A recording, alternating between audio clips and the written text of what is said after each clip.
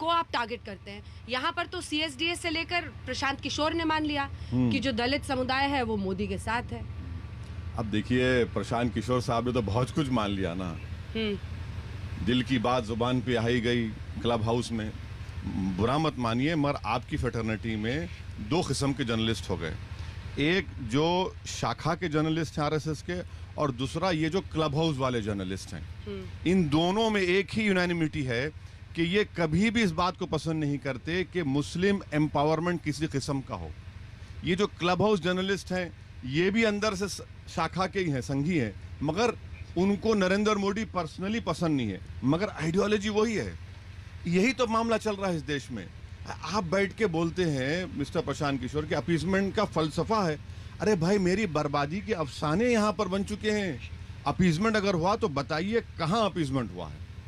हम आज भी कह रहे हैं कि अगर बंगाल में मुसलमानों का अपीजमेंट हुआ है तो आखिर क्या वजह है कि 16% मुस्लिम बच्चे 9 और 14 साल के दरमियान में स्कूल को जाते ही नहीं है। आखिर अपीजमेंट अगर हुआ है तो 38% मुसलमान की आमदनी 2500 रुपये क्यों है रूरल बंगाल के? अगर अपीजमेंट हुआ है तो फिर 38% जेल में क्यों है? 6% नौकरियां क्यों हैं? अगर अपीजमेंट हुआ है तो फिर ड्रेनेज लाइन, पानी की लाइन क्यों नहीं है? अगर अपीजमेंट हुआ है तो आज भी मालदा मुशीराबाद में आर्सेनिक पानी पिया जाता है, इतना ज्यादा कि जो WHO के गाइडलाइन से 3000 बढ़ के। कौन सा अपीजमेंट हुआ है? क्योंकि वोट बैंक बना ना, एक पूरे समुदाय को वोट बैंक बनाया गया। नहीं, सर, मेरा सवाल तो पूरा सुनिए। नहीं, आप नहीं, ये सवाल सुन के कान पक चुके हैं मैडम। कोई मुसलमानों का वोट बैंक आज भी अगर आप 10 में से 8 लोगों को पूछिएगा, वो ऐसी बात कहेंगे कि हमें उसे जिताना है जो मोदी को हराएगा। नहीं, मुसलमानों, अब्बास सिद्दीकी से लेकर सब यही नहीं कह रहे हैं? मुसलमानों का ना कभी वोट बैंक था ना कभी रहेगा इंशाल्लाह। यहाँ पर हमेशा हिंदू वोट बैंक था और हिंदू वोट बैंक ही रहेगा।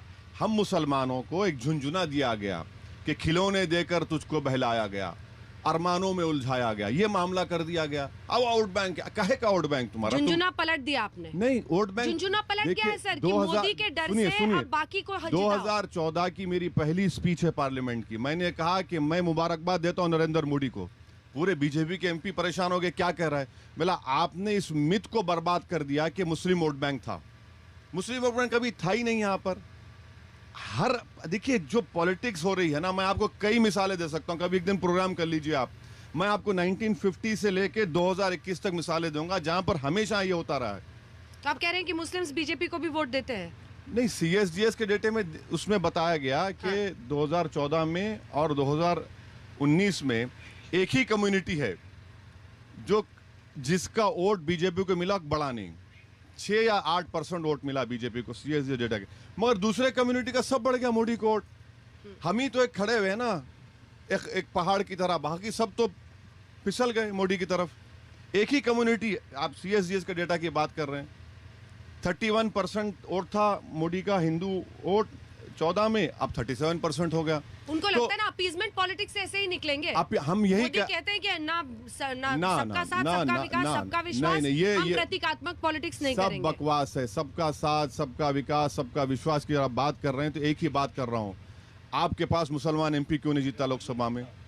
आप मुसलमानों को डिमांड ड्रिवन स्कॉलरशिप क्यों नहीं देते? आप, मैं दूसरे इश्यूज की बात ही नहीं कर रहा हूं जिसको आप बोलेंगे ये तो इमोशनल है। ये मैं आपको मिसाल दे रहा हूं, ये क्यों नहीं करते? अच्छा, गुजरात में आखिरी बार मुस्लिम एमपी कम जीता था?